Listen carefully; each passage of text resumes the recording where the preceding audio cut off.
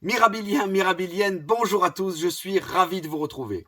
Aujourd'hui, nous partons à la conquête des civilisations avec la trilogie de Marc Lequin, de la théogonie à l'agonie. Cette trilogie analyse avec finesse le déclin inévitable de l'Occident en général et de la France en particulier. Le premier volume, qui s'intitule Fondation, nous emmène dans un passé très lointain, au temps de la préhistoire, où comment les chasseurs-cueilleurs nomades que nous étions se sont retrouvés confrontés aux premières interrogations face à la mort, et avec ce qui en découle, la naissance du sacré et des religions à venir. Autour de ça, va petit à petit se construire jusqu'au néolithique les prémices des civilisations. Dans le tome numéro 2, qui s'intitule Construction, on va découvrir comment l'alliance de la croix et de la couronne va permettre aux monarques de construire patiemment un royaume en réunifiant des provinces riches de leur diversité de paysages et de terroirs, riches en langues, en dialectes et en traditions, riches en architecture et en croyances populaires.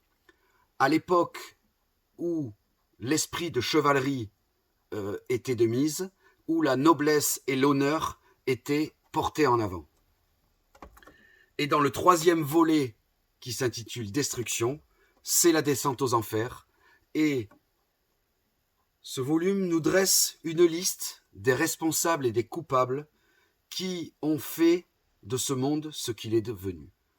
Alors maintenant, je vais vous donner mon avis sur cette œuvre. Cette trilogie est une bombe. C'est un pavé dans la mare. Pas de langue de bois. On est dans le politiquement incorrect. C'est décapant, fascinant mais édifiant. On est en adéquation totale avec l'actualité, avec les manifestations on bloque tout du 10 septembre et du 18 septembre. Avec ce genre de livre, on comprend comment on en est arrivé là, aujourd'hui en France.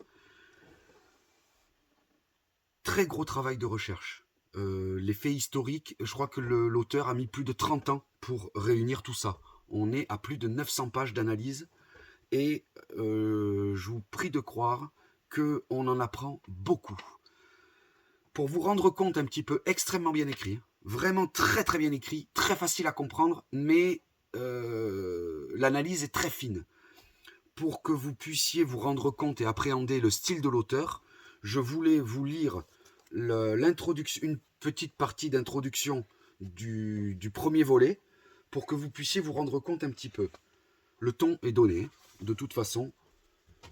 Faute de n'avoir plutôt regardé par-dessus notre épaule, sans cesse affairés à satisfaire nos désirs consuméristes, nous n'avons su ou voulu éviter tous les pièges qui nous furent tendus sur le chemin de l'apparente facilité et du confort, et dans lesquels nous préférâmes et nous préférons encore voir autant de promesses de liberté individuelle qui ne sauraient par nature s'accommoder d'une quelconque morale supérieure.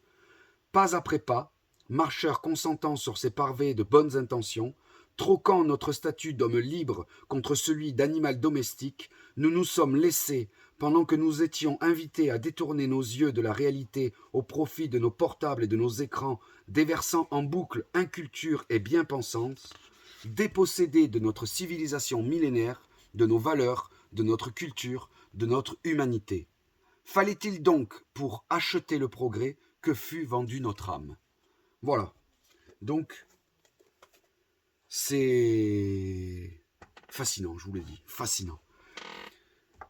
Vous allez pouvoir vous procurer cette trilogie de manière individuelle ou la trilogie complète. Si vous prenez les trois, bien évidemment, le prix et il y a des tarifs préférentiels.